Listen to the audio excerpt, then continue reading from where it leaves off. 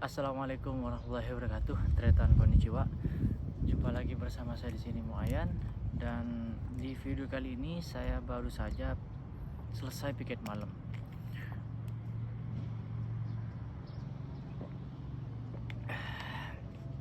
Jadi piket malam di Jepang itu waktunya sangat panjang sekali. Kebetulan saya piket itu mulai dari kemarin pukul 9 sampai pukul 9 pagi hari ini.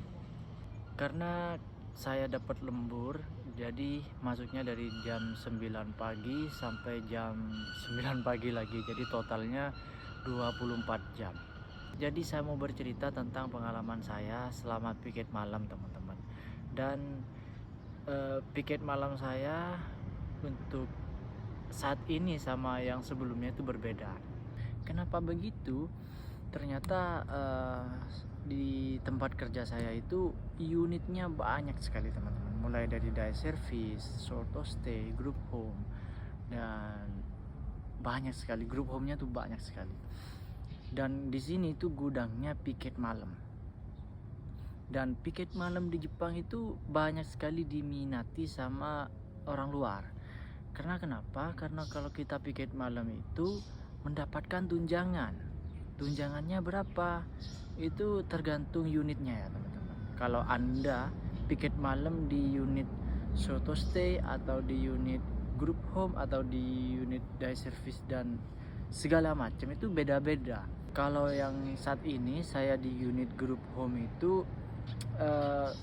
tunjangan shift malamnya itu 5.000 yen. Kalau yang lebih tayang lagi, misalkan di Tokuyo itu shift malamnya itu tunjangannya sebesar Ichimang atau setara dengan 1 juta lebih. Itu beda gaji ya. Misalkan gaji per hari ya 9.000 atau 1 mang, beda tunjangan lagi. Ya total selama shift itu mendapatkan total 2 mangan, sekitar 2 jutaan gitu, teman-teman. Nah, kebanyakan orang Jepang itu tidak mau piket di hari Sabtu dan Minggu. Nah, kalau piket di hari Jumat, otomatis kan hari Sabtunya itu ake atau setelah shift malam gitu, pulangnya jam 9. Itu kebanyakan orang Jepang nggak mau. Jadi saya yang mengambil alih gitu. Dan itu nggak masalah bagi kita. Kalau Sabtu Minggu mau nggak libur sebenarnya nggak masalah gitu. Nah, saya kebetulan belum nyampe rumah ini, baru selesai piket malam. Ini baru jam 9.49. Nah, ceritanya kalau saya piket malam itu selama ini selalu didampingi sama direktur, karena orang Jepang yang lain itu pada agak ada yang shift gitu. Dan pasien-pasien kalau hari Sabtu Jumat itu udah pulang gitu, nggak ada pasien. Jadi gampang-gampangnya ya, alhamdulillah dapat yang gampang untuk yang piket malamnya. Cuman waktunya sangat panjang kalau saya, karena ada lembur itu dari jam 9 sampai jam 9 lagi. Total 24 jam kerja saya. Dan itu lumayan tunjangannya. Kalau lembur di tempat saya itu lumayan per jamnya. Jadi saya mending ambil jam lembur gitu. Dan saya lihat juga kerjanya nggak begitu tayeng dibandingkan di unit-unit sebelumnya gitu. Pengalaman saya ketika shift malam dan besoknya itu pasti didampingi sama direktur. Nah, direktur itu hari Sabtunya itu shift pagi. Nah, yang namanya direktur mau datang jam berapa aja kan kalau di sini itu. Tapi enggak kalau di sini. Mau dia direktur, mau dia siapapun, kalau dia masuk gemba, masuk lapangan gitu, itu harus mengikuti aturan gitu, nggak pandang bulu gitu di sini. Mau dia kalau pekerjaannya si pagi, dia ya mengerjakan apa yang dikerjakan, apa yang menjadi job desknya si pagi gitu, teman-teman. Kalau hari Sabtu di tempat kerja saya itu sedikit gitu, teman-teman, sedikit. Orang-orang Jepangnya itu sedikit, jadi pasti setiap hari Sabtu itu saya ketemu Mbah Kokom. Mbah Kokom itu yang ngebersihkan, tukang bersih-bersih lah, kasarannya OB gitu ya. Jadi beliau itu sudah pensiun, sudah pensiun itu di Jepang kan nggak kerja, nggak boleh kerja. Cuman kalau aruba itu, kalau kerja paruh waktu itu masih bisa.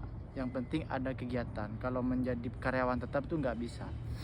Jadi dia kerja paruh waktu di tempat saya, dan setiap pagi Mbah Kokom ini selalu ngasih makanan sama aku. Ini contohnya ini teman-teman. Ini tadi dikasih Mbah Kokom, ada telur, terus ada apa ini, saya mau tak cek ini. Katanya ini buah-buahan yang dikeringkan terus jadi makanan gitu. Ini selalu Mbah Kokom selalu ngasih sesuatu buat saya kalau pagi. Coba ya, bismillahirrahmanirrahim.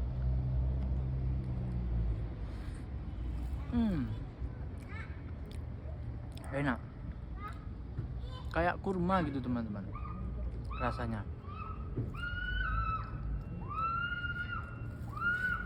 Dan kembali lagi teman-teman, kalau saya boleh berpendapat, kadang orang-orang menganggap kita itu, bahkan seorang yang punya pengaruh sampai pernah mengatakan kepada saya seperti ini, jauh-jauh ke Jepang hanya menjadi perawat lansia. Mahal-mahal sekolah perawat di Indonesia, kerja ke Jepang hanya menjadi perawat lansia atau jadi tukang bersih-bersih gitu, tukang bersih-bersih sampah. Memang awal-awal saya mengira seperti itu teman-teman. Saya mengira pekerjaan saya sebagai perawat di Jepang itu tidak hanya mengerjakan tentang pekerjaan perawat, banyak yang dikerjakan. Kenapa begitu? Di Jepang ini teman-teman, perawat, pelayanan kesehatan ini, mulai dari pelayanan kesehatan untuk lansia, untuk disabilitas, itu sangat-sangat detail dan sangat-sangat panjang. Misalkan ada lansia yang memerlukan perawatan yang sangat panjang. Ada disabilitas di tempat saya ini yang memerlukan pelayanan kesehatan, pelayanan medis khususnya, yang secara panjang, secara berkesinambungan, secara sangat-sangat panjang itu, intens, yang memerlukan pelayanan perawatan yang sangat intens, seperti nebul, terus seperti suction, seperti makan, memberikan nutrisi kepada pasien melalui lambung, melalui NGT gitu. Dia tidak ada di rumah sakit, dia ada di ruangan khusus seperti shuttle stay atau day service dan lain sebagainya, sehingga memerlukan kita tenaga asing untuk dipekerjakan di sini. Kalau pelayanan kesehatan di Jepang itu sama dengan negara kita, rasanya tidak perlu manggil kita untuk mengasuh atau merawat orang-orang lansia, orang-orang disabilitas yang memerlukan perawatan secara kontinu gitu teman-teman. Nggak perlu, orang Jepangnya aja udah cukup gitu teman-teman. Karena di Jepang itu sangat-sangat detail dan sangat-sangat hati-hati untuk melayani pasien, sampai makannya, sampai kesehariannya itu selalu dipantau dan dilaporkan.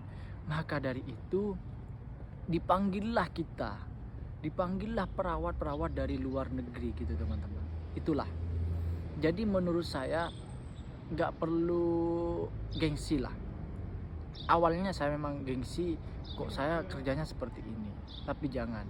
Banyak pelajaran-pelajaran yang tidak kita bisa dapatkan di negara lain.